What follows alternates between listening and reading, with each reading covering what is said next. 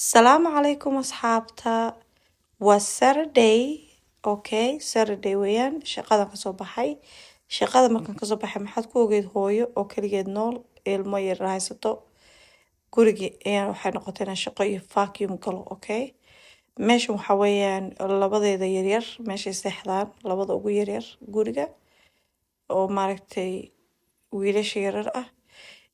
area raagooda gooniya u clean gareynaya uu ka maqan yahay marka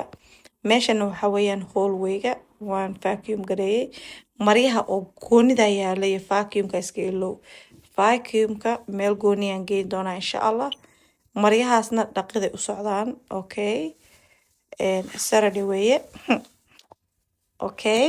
insha allah happy Ramadan ayaan idin dhahay guys Ramadaantii soo dhow soo socoto soo aniga almost waan usii diyaar garoobaya haddii ilaah yiraahdo insha allah guys love you bye